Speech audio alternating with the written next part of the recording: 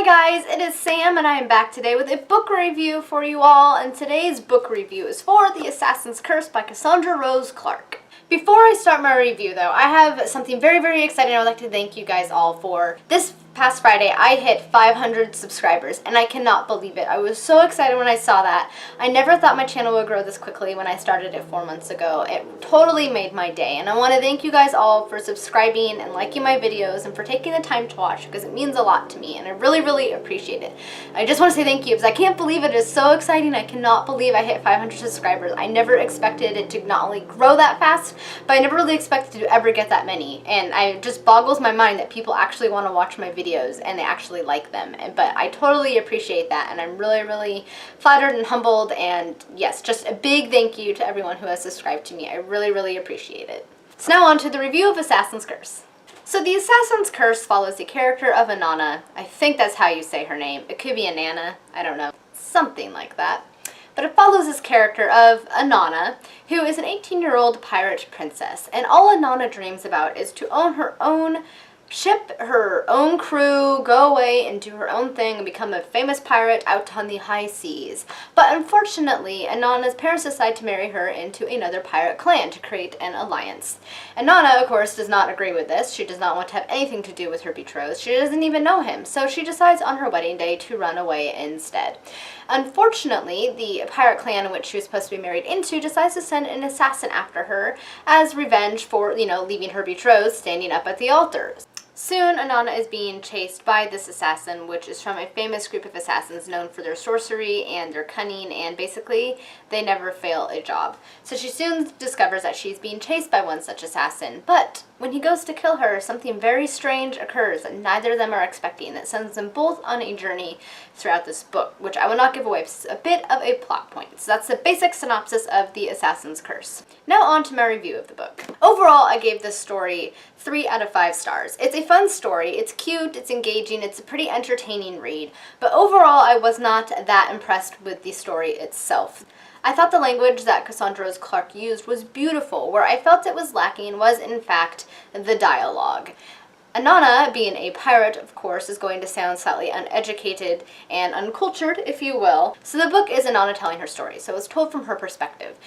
And so she uses the language that Inanna would use as a pirate, I guess, which is, ain't, gonna, things like that, not necessarily grammatically correct sentences, and often with double negatives thrown in a lot. My problem with that is Inanna was the only one that spoke that way. Even the other pirates just spoke normally in grammatically correct sentences, and it just started to annoy me after a while, because why would Inanna be the only one out of all the other pirates you encounter that speaks uneducated? It did not make any sense whatsoever. That, and she often used double negatives, as I just mentioned before, but the use of the double negatives in her speaking was not consistent. There would be times in which it should have happened, but it didn't.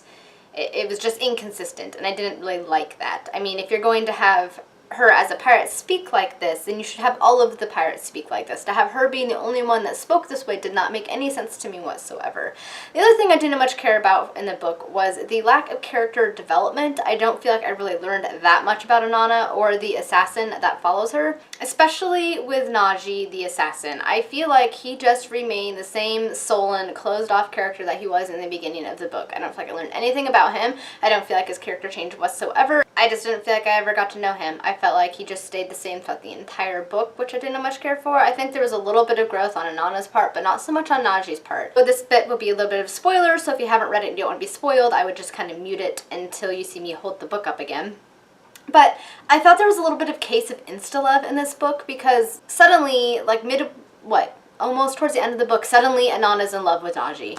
Like, it just there didn't seem to be any follow-up to that. It was like, suddenly, oh my gosh, he's a pain, he's being a jerk, blah blah blah. Suddenly, I just realized I'm in love with him, he's the love of my life. It just didn't make any sense, especially given Naji's character. I mean, you can see him grow in fondness for her as the book progresses, like teaching her to do math and things like that, but he was still pretty closed off, and I feel like given their dialogue and what their conversations were, that they're just, I don't know, I didn't feel right to me somehow. I didn't feel like she should have fallen in love with him so quickly.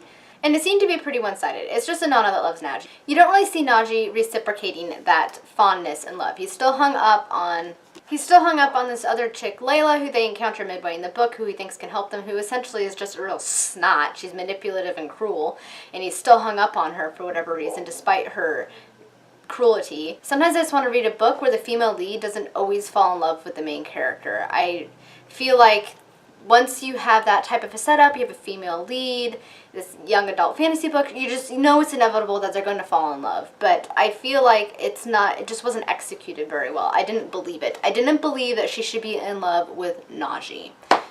I just don't think that you always need to have a love story in a book. I think that it's okay to just have a female lead character and not have her fall in love with anybody. It's okay for that to happen. She can just be friends with Najee. She doesn't have to fall in love with him to make a good book. You don't need romance to sell a book.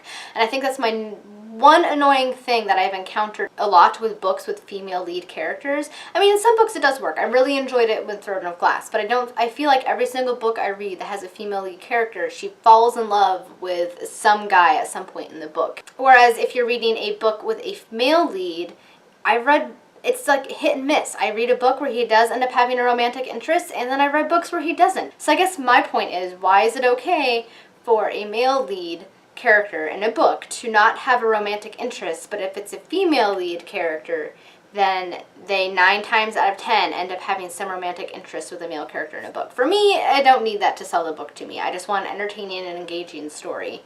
To me, it just felt a little bit formulaic. I would have preferred that she would have just been her own strong character, didn't have romantic interest in Najee. They could have been friends, yes, that's okay.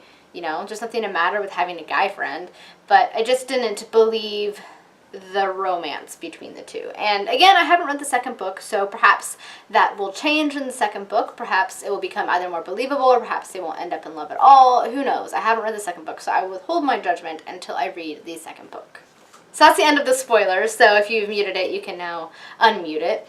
I also thought the story could have been explored a little bit better. I think for a first book, this could have been a little bit bigger.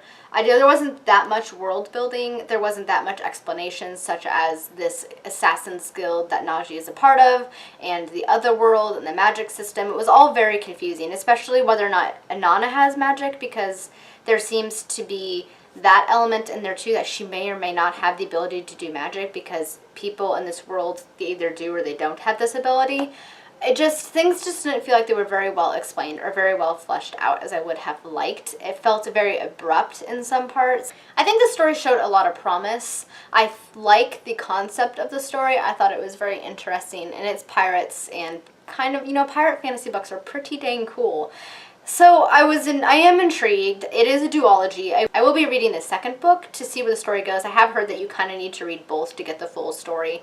And so I'm hoping that the second book will be better, and I might reevaluate my rating of this book once I read the second book and have them in conjunction. I mean, it's not very big. I almost feel like if the second book kind of sells the story, that they should have just made it one big book. Overall, I would say it's an entertaining read. If you're looking for an interesting, fun, pirate fantasy book, I would recommend these books to you. I just would caution that you should not expect something really, really great out of it. It's just a fun, entertaining read.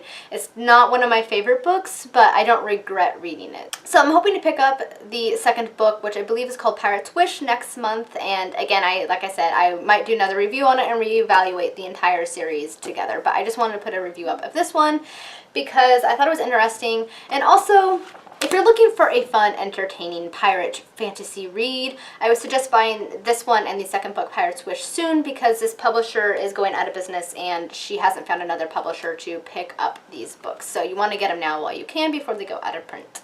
Alright guys, that is my review for Assassin's Curse by Cassandra Rose Clarke. I hope you enjoyed my review. If you have read this book, please let me know down in the comments and let me know what you thought. And if you liked this video, please thumbs up and subscribe. And until next time guys, happy reading and bye!